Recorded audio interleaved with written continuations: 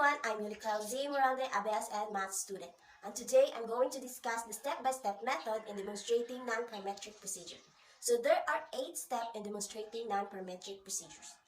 Our first step is we state our hypothesis.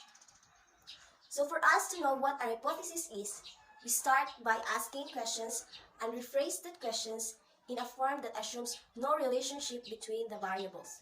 And there are 2 types of hypothesis, the null hypothesis and the alternate hypothesis. So the null hypothesis, HO, it is a statement that indicates no difference exists between conditions, groups, or variables. And the alternate hypothesis, HA, or also called research hypothesis, is a statement that predicts a difference or relationship between conditions, groups, or variables. And after stating our hypothesis, we then choose the level of risk or the level of significance associated with the null hypothesis. In statistical tests, statistical significance is determined by citing an alpha level or the probability of rejecting the null hypothesis when the null hypothesis is true. The alpha level or significance level is set to 0.05 or 5%. And when we finally set the level of risk, our result will lead us to make a type 1 error, which is to reject the null hypothesis when it is true, and make a type 2 error, which is when the null hypothesis is false and we fail to reject it. Next step, choosing the appropriate test statistic. We have to define first the level of measurement of each variable to be included in the analysis. Then we can choose a particular type of statistic based on characteristics of the data. Our variables will be categorical or nominal, ordinal or ranked order, interval, and ratio level. And this needs to be done for both independent and dependent variables. So, we either choose the following test statistic: chi-square test, Wilcoxon signed rank test, Min-Whitney U-test, Friedman test, and Spearman rank order correlation. And after choosing the appropriate test statistic, we then calculate the test statistic. The test statistic or obtained value is a computed value based on the particular test we needed or used. For small samples, we use procedures specific to a particular statistical test. And for larger samples, we approximate our data to a normal distribution and calculate a z-score. So the formula for the test statistics depends on the statistical test being used.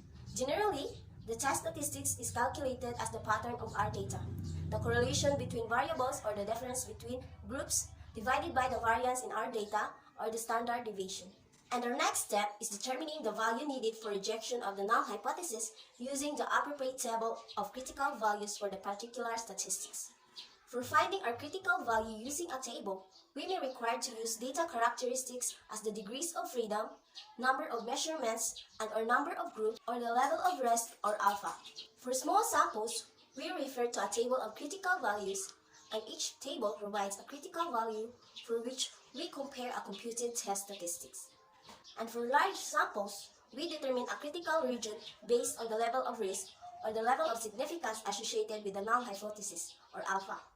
Then we will determine the value needed for rejection of the null hypothesis if the computed z-score falls within critical region of distribution. And after determining the value needed, we then compare the obtained value to the critical value. Comparing the obtained value to the critical value allows us to identify a difference or relationship based on a particular level of risk. So once we already compared the value, we can now state whether we must reject or must not reject the null hypothesis. So if the obtained value is greater than the critical value, we fail to reject the null hypothesis. And if the obtained value is less than the critical value, we reject the null hypothesis. Then our next step is interpreting the results. In interpreting the results, we give meaning to the numbers and values from our analysis based upon our context. We compare observed results to expected results. If sample difference were observed, we then can comment on the strength of those differences. We can also examine a relationship between 2 variables for its relative strength. And lastly, we will report our results. We will report our results to the experts for validation. And when it's already validated, others can already use our research and it will be reliable.